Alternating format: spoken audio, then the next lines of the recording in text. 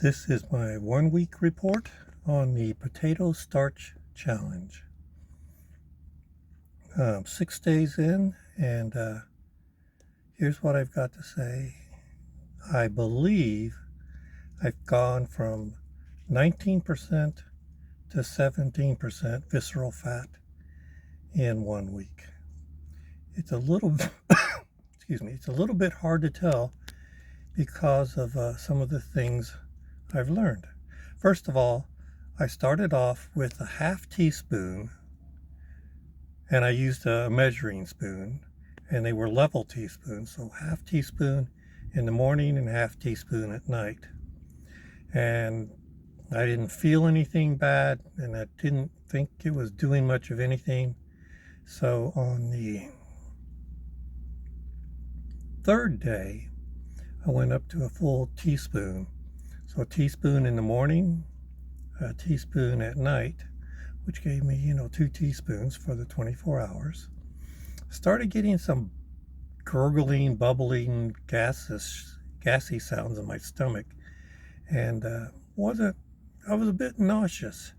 One of the things the internet says is that this stuff, potato starch, will satiate you, which means it'll give you a sense of fullness. Well, it didn't so much satiate me as nauseate me. It gave me a sense of queasiness. So I didn't want to eat as much food, not because I was satiated, but because I was nauseated. So I stayed at the 2 tablespoons for 2 days, and then I went full on just to see what would happen. Tablespoon in the morning, tablespoon at night. And I was extremely gaseous, had some stomach pains, quite a bit nauseous. Didn't feel real good, but I think I can get over that.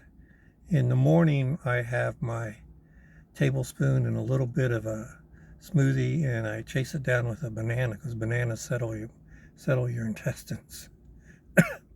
Now, as far as the readings, I think in 7 days I've gone from 19% to 17%. And the reason I say I think that is because I had a pretty good fluctuation in my weight, and it actually, strangely enough, it ballooned up. It didn't go down.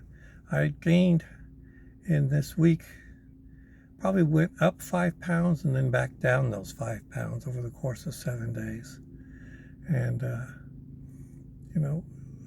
one of the things you have to do is be able to interpret the readings. So if your visceral fat stays about the same, but you lose a bunch of weight, it's going to show as a higher percentage.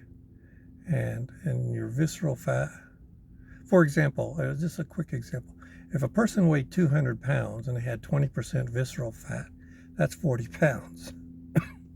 Now suppose you lost half of that and you got it down to 100 pounds. Well, 100 pounds, 20% visceral fat of that is 20. So you would have lost 20% visceral fat, and your percentage still stays at 20%. So my percentages dropped. As my weight went up, my visceral fat percentages went down. And then as my weight went back down, my visceral fat percentage went back up. But lucky enough, the very first day I tried this, I was at 19. And this morning, I was at the very same weight as I was on the first day, and I ended up at 17. So I think this is getting somewhere. At least in the first week, I've dropped 2% visceral fat. And I will say when you get to the 2 tablespoons, at least for me, it was a little rough on the intestines and the whole digestive system, and I just wasn't as hungry as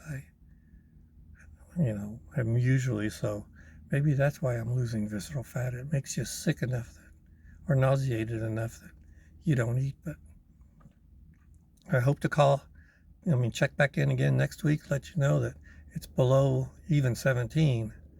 And, that was my first week's report. Catch you later. Hope you guys, subscribe and like this channel and all that other stuff that helps bring in a nickel or a dime or something like that. All right? Thanks a lot. Bye.